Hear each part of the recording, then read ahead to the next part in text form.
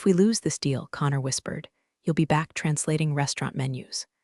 Rebecca didn't look at him, didn't flinch, just kept her eyes locked on Mr. Liang across the table, Zhu International's COO, who was calmly stirring his tea like it held the fate of the world. Because, in a way, it did.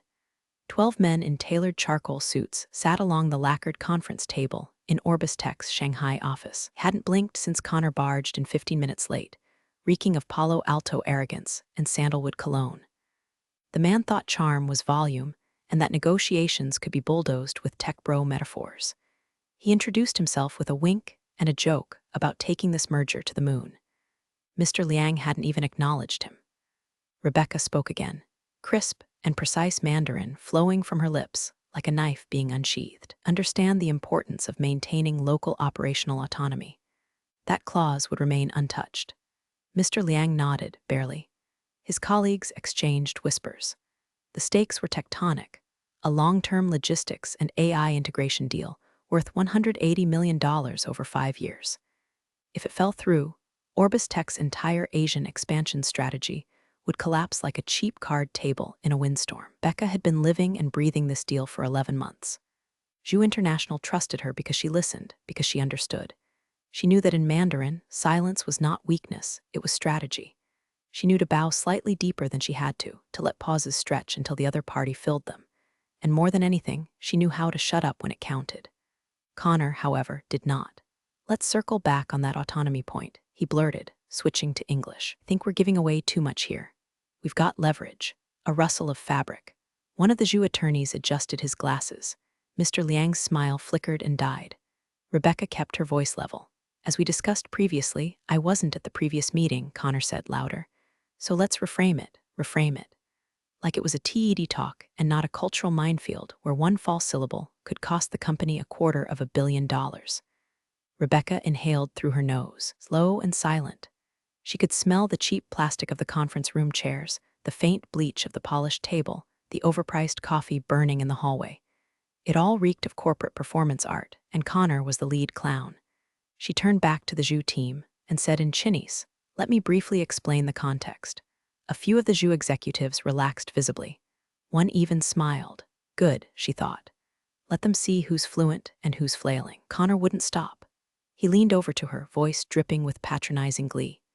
Listen, Becca, you've been doing great as, the cultural liaison or whatever. But this is strategy, and that's my lane now. Her pen cracked in her hand. She hadn't even realized she'd been gripping it. Rebecca had seen men like him her entire career. Ivy League Gloss-funded startups, a podcast about disrupting paradigms. They always underestimated her, until they didn't. Till the contract was signed, the ink dried, and the press release went out quoting her. Until it was too late. But today felt different. Off. There was a charge in the air like a power line about to snap. Mr. Liang cleared his throat, dragging the room's attention back to center. We were under the impression, he said in slow, deliberate English, that Miss Chang was the lead on this engagement. She was, Connor said, cutting in. But as of this quarter, we're making some changes. Still have full access to our leadership team. Leadership team, he meant himself. He meant she was replaceable, fungible, a tool to be discarded once the trench work was done. Rebecca didn't respond. She stared at the stylized OrbisTech logo etched in the glass wall behind the Zhu delegation. It used to mean something: global innovation, cultural fluency, precision. Now it just looked like a tombstone. Outside, across the skyline, yellow-gray haze of the Shanghai morning thickened. Below, the city roared with its usual controlled chaos, horns, scooters, rapid-fire conversations. Inside, the silence curdled. Connor adjusted his jacket, a smug flick of his cufflink. "Shall we proceed?" he asked, clearly expecting Rebecca to translate. She didn't.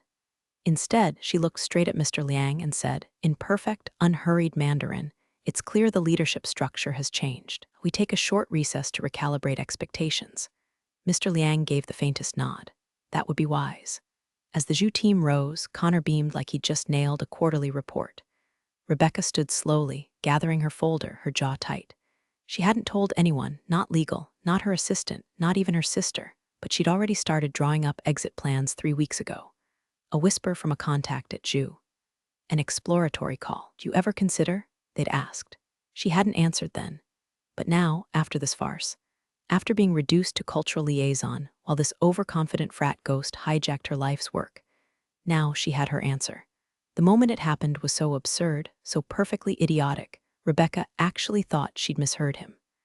Connor stood up mid-sentence, his chair squealing back against the polished concrete floor like it was trying to escape the scene. We're 15 minutes into the resumed meeting after the recess, just beginning to review the amended integration clause, the one Rebecca had personally drafted after 6 weeks of back-channel talks with Zhu's legal team. And then he said it. Rebecca won't be continuing with OrbisTech, he announced, loud and clear, as if reading a weather update, effective immediately. We're undergoing strategic restructuring, and her position has been sunset. Sunset, not terminated. Not laid off? Sunset.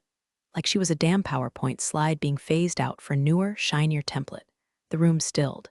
Mr. Liang froze mid-pour, the stainless steel teapot hovering over his cup like it was caught in some surrealist painting. One of his deputies blinked 3 times, fast, as if trying to decode what just came out of Connor's mouth. Rebecca didn't move, her ears rang, but her face stayed blank. Not because she was composed, though she was, because her brain had immediately gone cold. Not panic, something harder. He hadn't even looked at her when he said it. Just stared across the table, talking through her like she was already erased. Connor, she said, her voice even, step outside with me. He gave a smug chuckle. No need, Becca. This is company business. And I figured transparency was better.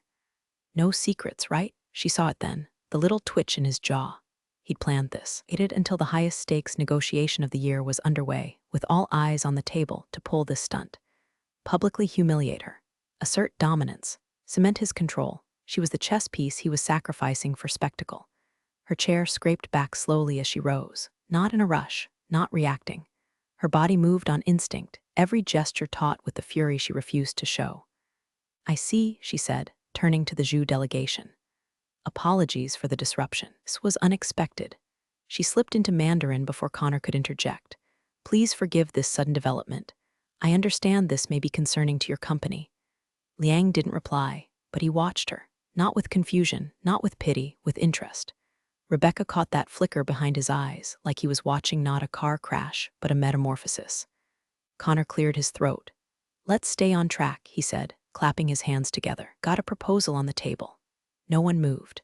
Liang raised one hand slowly, like a conductor calling silence. Then he spoke to Rebecca, not to Connor. May I ask, he said in Mandarin, tone light but laced with precision, what your next role will be? The breath in the room shifted. Connor's brow furrowed. He didn't understand the words, but he understood he was no longer in control. Rebecca met Liang's gaze and felt a strange calm settle in her bones. Kind you feel after the storm has already taken your roof, when you realize all that's left is what you choose to rebuild. She adjusted her blazer, tilted her chin just slightly. I haven't decided yet, she said in Mandarin, her voice low and certain, but I'm open to new partnerships. The Zhu team glanced among themselves. Connor, still clueless, tried to redirect. Listen, we can translate later. Let's focus on the deal. But the room was no longer his.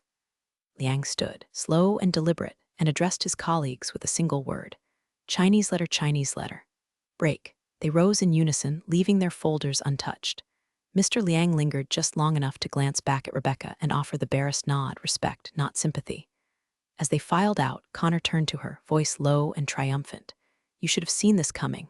You were overpaid and overhyped. Rebecca looked at him then, not angry, not broken, but clear. Just fired your only translator, cultural bridge, and the architect of this entire deal, she said, all to prove you have a dick. He snorted, enjoy job hunting. She smiled faintly. I already got an offer, Connor, 3 weeks ago. I turned it down. He paused. His smile flickered. She stepped forward, leaned in. I think I'm going to accept it now. The door had barely clicked shut behind the Zhu delegation before Connor started talking again. Fast, loud, trying to fill the space like a man scooping water from a sinking boat with his bare hands. Let's get ahead of this. I'll have legal draft a statement, loop in PR, maybe frame it as a transition we'd been planning. Rebecca, I'll even let you. You're not in the room anymore, Connor. Rebecca didn't raise her voice. She didn't need to. Her words landed like a pin drop in a cathedral. He froze. That same twitch in his jaw came back. He hadn't quite wrapped his skull around the idea that she wasn't going to cry or beg or storm out in a blaze of HR emails. She just stood there, still in her seat, calm, hands folded neatly over the contract draft like it was Sunday tea. I don't think you get to decide that, he said finally, stepping closer. "Oh, but I do," she replied, standing. "Because in exactly 60 seconds, this room will not belong to OrbisTech anymore." Then the door opened. Mr. Liang returned. Alone, no assistants, no translator. He looked at Rebecca, not Connor. Then in Mandarin, he said, "Would you be willing to continue the discussion independently?" Rebecca didn't miss a beat. "Chinese letter, Chinese letter, Chinese letter, Chinese letter." "I'd be delighted." There was a pause. Liang looked over her shoulder at Connor, whose mouth had just parted to protest. Liang raised one hand. "I would appreciate it," he said, till in Mandarin, slow and formal, if OrbisTech's representatives could give us the room. It wasn't a request. It was a surgical strike in silk wrapping. Connor hesitated. "I'm sorry, we're still the—" Mr. Liang's eyebrow arched. "The contractual relationship appears undefined at the moment," a beat. And then, like a man suddenly aware he'd stepped onto a frozen lake that was cracking beneath him, Connor stepped back. "Fine," he snapped. "But this isn't over." "You're right," Becker replied without looking at him. "It's just beginning." Connor lingered at the door for a second too long, then vanished like a bad smell into the hallway. Silence returned. Liang sat down across from her. Rebecca didn't speak right away. She let the air settle, let the moment breathe. Then, as if flipping a mental switch, she slipped back into Mandarin with ease and elegance. "The proposal still stands," she said, turning the folder to face him. "With one change, my title." Opened the folder and pulled out a clean sheet of paper. "No OrbisTech logo, no watermark. I'm now operating as an independent consultant. All the terms remain intact. My compensation would shift to a success-based model, 10% payable upon contract execution." She pushed the paper forward with a manicured finger. Liang's mouth twitched, not a smile, something deeper. Recognition. "You already had this ready?" She allowed herself the softest smirk. "Say I've been prepared." He nodded once. The man who'd said maybe 20 words the entire week of negotiations suddenly unfolded his arms and leaned in. For the next hour, they talked. Really talked. About supply chain integrations, hybrid AI licensing models, joint logistics planning. About the cultural philosophy behind Zhu's decentralized hierarchy. About the ways OrbisTech had been fumbling the trust they'd once built, trying to treat China like an expansion instead of a collaboration. Rebecca spoke the language, not just Mandarin, but their language. The unsaid language, the pauses, the subtext, the deference that came not from weakness, but from respect. And Liang noticed. They all had. By the time his deputies returned, Rebecca had redlined the contract, noted 3 adjustments Zhu had quietly hoped for but never dared request from OrbisTech, suggested a phased rollout schedule that would give Zhu more leverage with their regional partners. Mr. Liang stood and extended his hand. "This," he said in Mandarin, "is how business is meant to be done." Rebecca shook it, not with relief, not with pride, but with quiet power. Because the moment she'd crossed that line, stood her ground, claimed her value, and shed the dying skin of OrbisTech, wasn't an act of survival. It was a declaration of war. Morning after the negotiation, OrbisTech released a statement, so generic it could have been copy-pasted from a toothpaste recall. "We thank Rebecca Chang for her contributions and wish her success in future endeavors. As part of our global restructuring initiative, OrbisTech remains committed to excellence in international partnerships." Commitment, apparently, now came in the form of a slap-together task force of underqualified yes-men and a hastily hired Mandarin interpreter who pronounced Guangxi like it rhymed with nacho cheese. Rebecca read the press release on her phone while sipping oolong in the corner booth of a dim tea house in Zhuhui. She scrolled past the LinkedIn vultures, already liking Connor's post about leaning into disruption and navigating difficult transitions. She didn't comment. She didn't repost, just quietly filed the whole thing into a folder in her mind labeled fodder for later. What no one at OrbisTech knew, not PR, not legal, not even Connor, was that Rebecca was already on her second meeting that day with Zhu's legal team. The contract they signed wasn't with Rebecca Chang. It was with RC Global Partners Limited, a Singapore-registered entity that had existed on paper for less than 72 hours. Shell brand. No press, no traceable ties. Just a P.O. box, a burner phone, and a sleek black and white logo designed by a freelancer in Prague. The only web presence was a minimalist one-page site that read, "Precision in chaos, global in reach, quiet by design." It was a shell, yes, but it was hers, and behind that shell the work had already begun. Flashback. 6 months ago, Zhu had first floated the idea in a hallway during a tech summit in Chengdu. Mr. Liang, rare glass of beiju in hand, had leaned in and said, "If you ever want to build something of your own, we'd invest." She'd laughed then, told him she was loyal to OrbisTech, that she liked the challenge of corporate politics. His reply, "A challenge is only noble if it's winnable." She hadn't realized how unwinnable it had become until Connor waltzed in with his startup stink and sunset strategy. Now, RC Global wasn't just a consulting firm. It was a scalpel. Zhu International was her first patient. They moved quickly. No formal announcement, no press release. Just quiet red lines, revised strategies, back-channel memos. Every email came from a burner account. Every invoice from a shadow payment platform. Meanwhile, OrbisTech spiraled into spin mode. Connor held emergency Zooms with their remaining opaque clients, mispronouncing names and overpromising deliverables. He tried to replace Rebecca's years of trust building with a new PowerPoint deck and a 3-day cultural sensitivity seminar. It didn't go well. Clients didn't say no. They just went quiet, missed meetings, delayed signatures. One by one, they began drifting, like marbles rolling away from a broken bowl. Rebecca didn't poach. She didn't need to. She whispered. She emailed one former client a link to a white paper she happened to write that solved a pain point OrbisTech had ignored for years. She sent another a polite note in Japanese, mentioning that a new firm specializing in adaptive market entry had recently become available. She knew every pressure point, every weakness in OrbisTech's portfolio.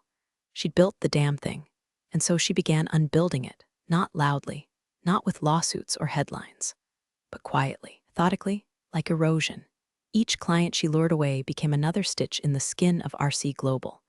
Zhu funded her retainer and made introductions. A German logistics firm asked her to audit OrbisTech's AI framework. A Singapore startup offered her equity for help navigating China's export law. Rebecca operated like a ghost. No social media, no office. Just encrypted calls at midnight, signal chats with CEOs, long walks through parks where no one could overhear. Every time she passed an OrbisTech ad in the airport or heard Connor's smug voice on a conference panel, she smiled. Not because she missed it, but because she was turning their kingdom into her quarry, brick by brick, deal by deal, name by name. And no one, not Connor, not legal, not even her old assistant, had the slightest clue. Yet, the first sign of panic came in the form of a calendar invite. Subject, urgent Jew account transition, call mandatory attendance, sent by Connor's executive assistant at 3:14 a.m. East Coast time. It hit inboxes like a silent scream. At 9 a.m. sharp, 7 OrbisTech execs logged into the call, bags under their eyes, ties crooked, sipping coffee like it was morphine. Connor joined last, sweaty and overdressed in an aggressively blue blazer, trying to mask desperation with corporate cheer. "All right, team," said, flashing a grin like a chipped veneer. "Let's get ahead of this narrative." But there was no narrative to get ahead of, because Zhu International wasn't returning their calls, not to confirm a meeting, not to clarify timelines, not even to reject anything. Just static. Connor had already assigned a replacement for Rebecca, someone from the London office named Laura Beasley, who spoke fluent French but could barely pronounce Ni Hao. Introduced herself in an email chain Zhu didn't acknowledge. She followed up twice, then 3 times, then stopped entirely. Connor called Liang's assistant directly. The call was sent to voicemail. He pinged Zhu's business development lead on WeChat, left on read. He emailed their in-house legal. The message bounced back. Recipient has left the organization. Connor didn't know it yet, but Zhu was gone. They had simply left the building without slamming the door, without a note, without a word. Meanwhile, Rebecca was in a rooftop bar in Singapore, redlining an expansion agreement with Zhu's Southeast Asia partners while sipping a lychee cocktail and listening to a jazz cover of Smells Like Teen Spirit. Every time her phone vibrated, it was a new whisper. A Shanghai AI startup that used to be tight with OrbisTech wanted an exploratory call. A Tokyo client emailed to say they missed her voice. German VP she hadn't spoken to in months asked if she was still freelance. She responded to each one the same way, a quiet hello, a reminder that discretion was guaranteed, and a file named Proposal RC Global V1, PDF. Back in the glass box that passed for OrbisTech HQ, Connor was unraveling. He stormed into HR like a Wall Street cliché in a B-movie, tie loose, pupils dilated. "We need to shut her down." Now, when your HR analyst, fresh from grad school, still believing in systems, asked what grounds they had. She's breaching contract, Connor barked. She's working with former clients. That's IP theft or something. But the analyst scrolled through her screen, confused. Her termination paperwork's not here. What? There's no final separation filed. She was removed from payroll, yes, but no formal exit documents. No signed NDA. No non-compete initialized. Nothing uploaded to the compliance tracker. It's all marked pending. Connor's face drained of color. You're telling me, he said slowly, that we fired her, but never finished firing her. I think the assumption was that you were handling it personally. Since it was a strategic leadership decision, Connor spun away before she could finish, muttering profanities under his breath. By 6 p.m., legal was looped in. By 8 p.m., confirmed the worst. Rebecca had no enforceable non-compete. No confidentiality clause tied to her exit. Nothing preventing her from contacting clients, advising, even reusing her own materials. And the best part, she knew it. Because in her final days at OrbisTech, long before Connor decided to nuke her in a boardroom power play, she had requested a contract audit from HR, citing title change confusion. She had the emails, the metadata, the proof that they knew, and now she was weaponizing it, quietly, elegantly, like silk pulled through skin. By Friday, 3 more clients had gone dark. By the following week, whispers inside OrbisTech turned into murmurs, murmurs into panic. Project managers were left holding half-translated contracts. Product leads were ghosted mid-deployment. Junior account execs started crying in the bathroom after her Korean client demanded to speak to Miss Chang or no one at all. Connor tried to spin it in the Monday leadership sink. Look, there's a vacuum right now. These clients are just confused. They'll come back, but no one believed it, because Rebecca wasn't just winning. She was erasing them. The email came through encrypted Proton Mail at 2:47 a.m., tagged re, urgent in all caps, a burner address that only existed for the hour it took her to open and read it. Subject: they're coming after you. I thought you should know. Rebecca tapped the screen slowly, eyes scanning the message in the blue glow of her Singapore apartment's bedroom. The Marina Bay skyline glimmered through the window behind her, but her attention was locked on one line from the anonymous tipster. Legals drafting a retroactive non-compete. Connor's pushing for backdated enforcement. Wants to frame your client contact as corporate sabotage. She stared at the words for a long time. Then she smiled. It wasn't joy. It wasn't surprise. It was the smile of a chess player who realizes their opponent is about to walk directly into a checkmate because they forgot they moved first. Rebecca closed the email, stood up, and padded barefoot to the home office across the hall.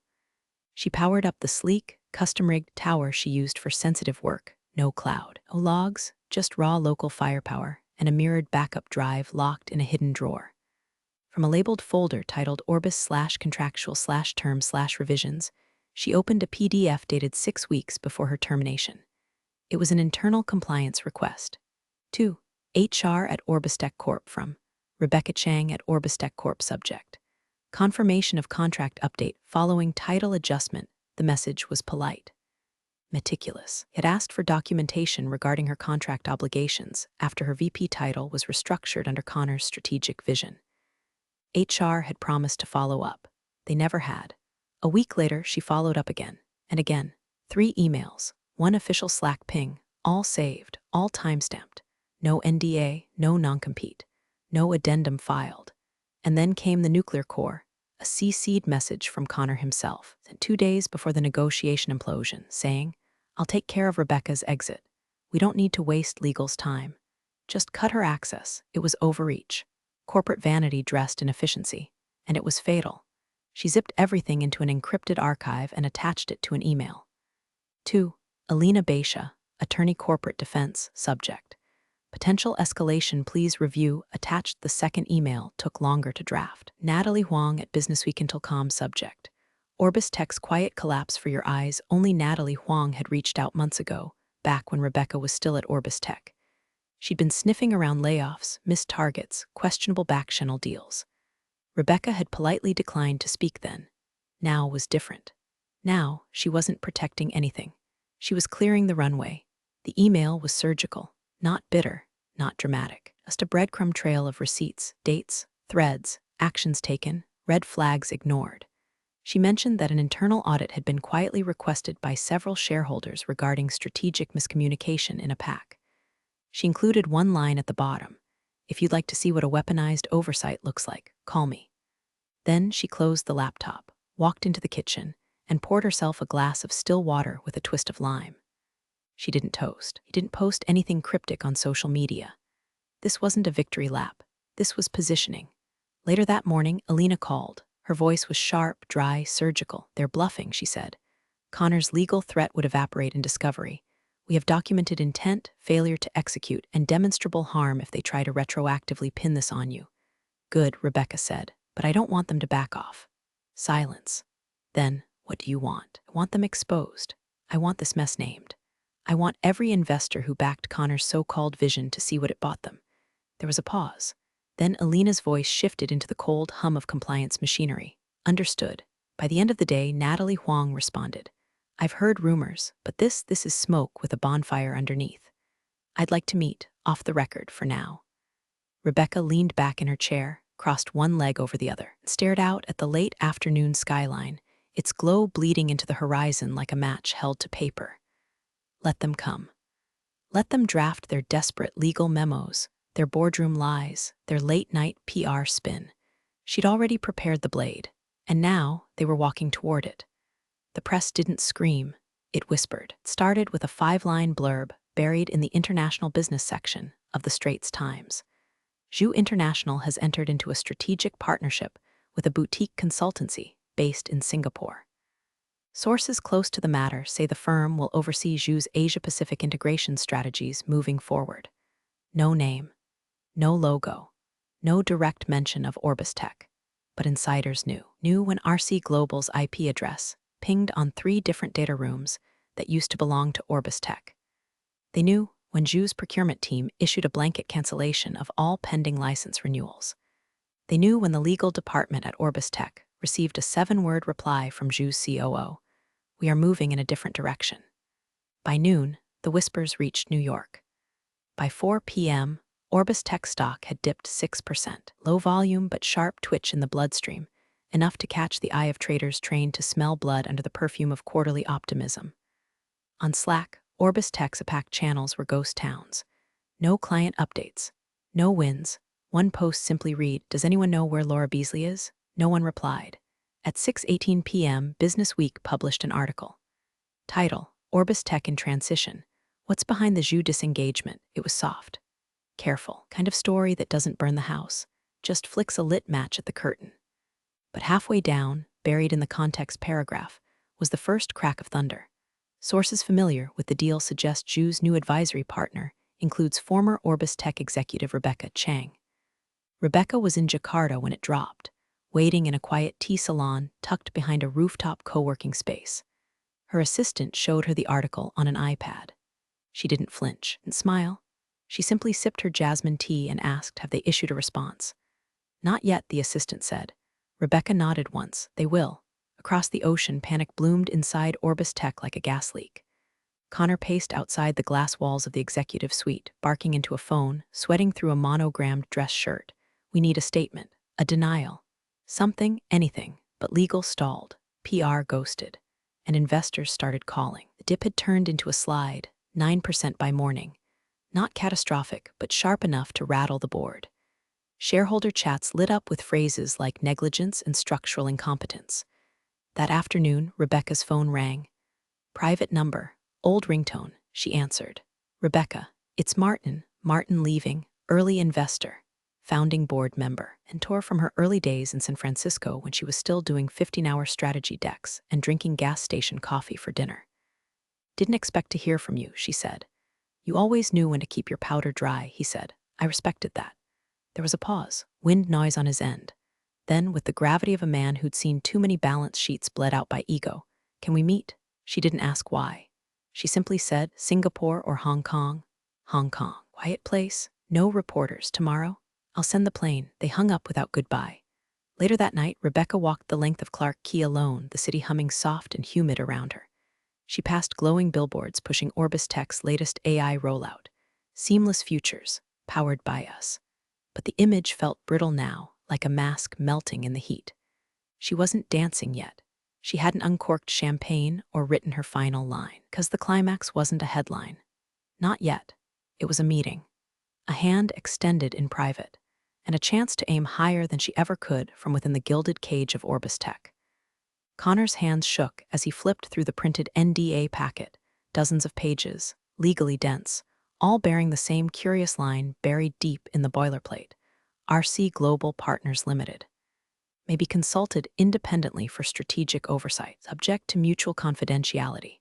It was there in black and white, in contracts signed 3 months ago, dated after Rebecca's firing, filed by former OrbisTech clients, now officially ex-clients, and worse, most of the documents had been sent to OrbisTech's own compliance team as a courtesy.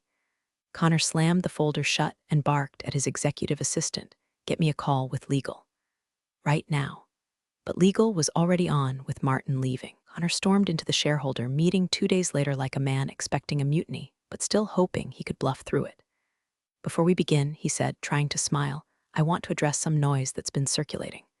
There have been unsubstantiated claims about client relationships, specifically involving a former employee." "Let me be clear, you mean Rebecca Chang?" Someone interrupted flatly from the back. Connor froze. Eyes scanned the room. Investors, board members, senior stakeholders, not a single ally in sight. "She's working with our largest former accounts," he said, voice tightening. "She's violated the spirit, if not the letter, of her exit agreement." Martin cleared his throat. Connor turned, his posture shifting like a kicked dog.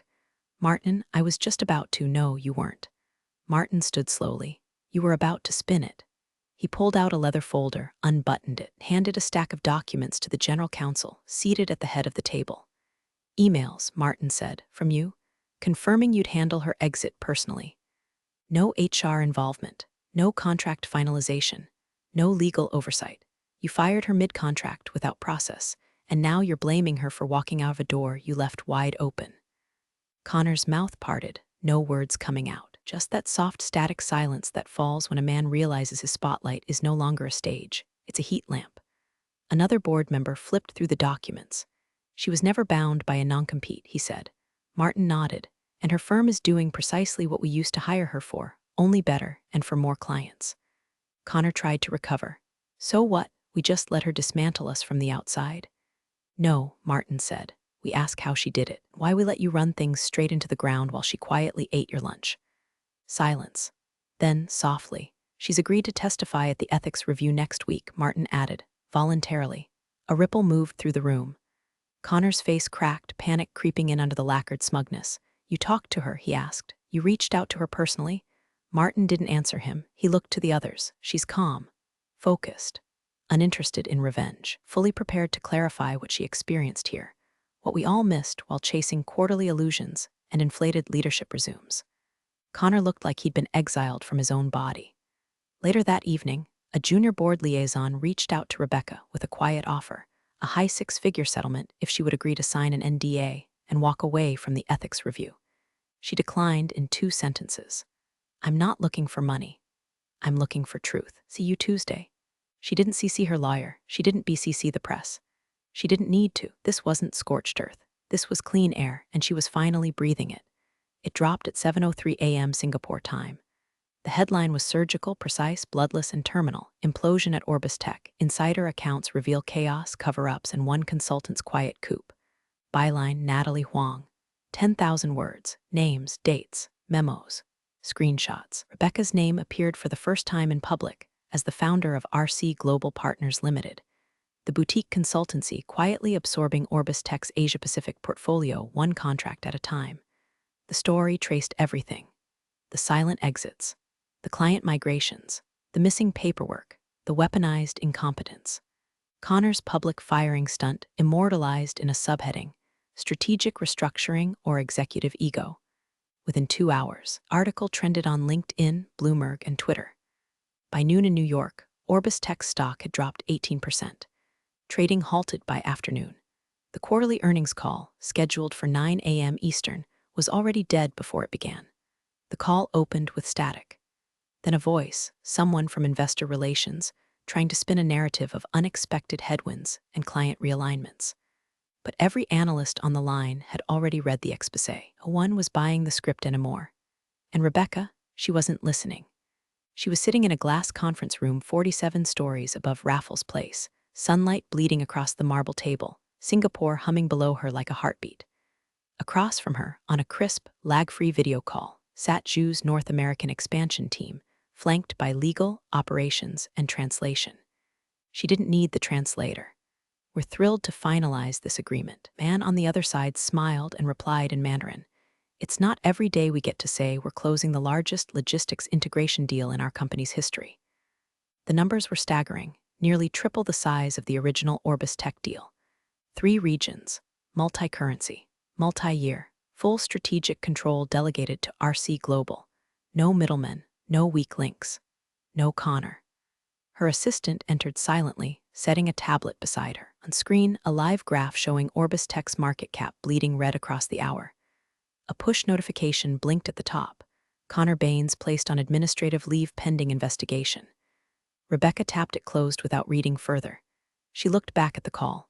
Calm, measured, certain. "We'll begin implementation next week," she said. "You'll have my full team, direct lines, no bottlenecks." She paused, then tilted her head slightly. "And this time, we do it right." Team on the other end nodded. Papers shuffled. A contract was lifted and shown to camera. The final clause was read aloud. She leaned forward, scanned it one last time, and signed. The call ended with polite farewells and muted applause. She stayed seated, alone now in the center of the high-rise quiet, surrounded by clean glass and still air. She exhaled, not relief, not victory, just truth. No title, no office politics, no man to frame her success as his idea. Just her name, her clients, her rules. From below, the city moved on, buses and bikes and heat and breath, all pulsing beneath the tower like a world she no longer had to fight to belong to. She picked up her phone, opened her calendar, and scheduled her next boardroom for Tuesday.